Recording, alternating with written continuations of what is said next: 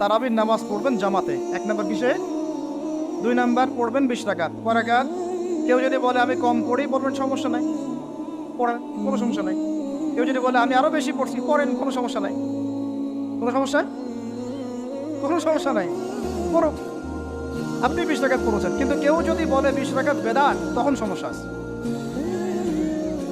কারণ উসমান রাদিয়াল্লাহু আনহু যদি 2 আযান দিতে পারেন, আমার দিতে কোনো আপত্তি নাই, আমার দিলে কোনো গুনাহ, আমি বেদাতি হব।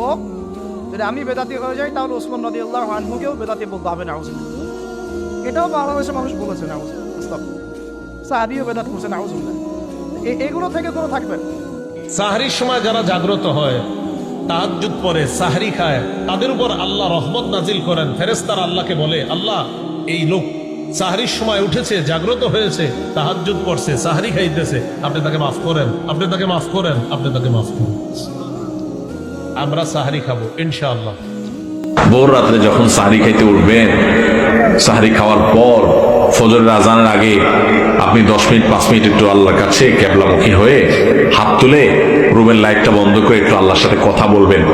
মানুষের সাথে বহুত কথা বলছেন, আল্লাহর সাথে একটু কথা বলে দেখেন। আল্লাহর সাথে কথা বলার স্বাদ আছে ভাই, অনেকে জীবনে একবারও এই স্বাদ পান নাই। একটু কথা বলে দেখেন। ভোর রাতে সাহরি খেতে উঠলে 10টা মিনিট একটু হাত তুলে কথা বলেন। কিভাবে কথা বলবে? কথা বলবেন এইভাবে, ও আল্লাহ, কত গুনাহ আমি করেছি, কত পাপাচার আমি করেছি, মরতে আমার হবে, তোমার কাছে যাওয়া আমার লাগবে আল্লাহ। শয়তানের প্ররোচনা করেছি, এই রমজান মাস তুমি কত মানুষকে মাফ করে দাও। নবী করিম সাল্লাল্লাহু আলাইহি ওয়াসাল্লাম বলেছেন, ওয়ালিল্লাহি মুতাকাউ মিনান নার ওয়া যালিকা ফি কুল্লি লাইলা। রমজানের প্রত্যেক রাতে আল্লাহ তাআলা অনেক মানুষকে সাধারণ ক্ষমা ঘোষণা করে দেন, যে যাও অমুক অমুক অমুক অমুক, যাও তোমাদেরকে মাফ করে দেওয়া হলো, জাহান্নাম থেকে মুক্ত ঘোষণা করে দেওয়া হলো। আল্লাহ কত মানুষকে আপনি সাধারণ ক্ষমা করে দিবেন।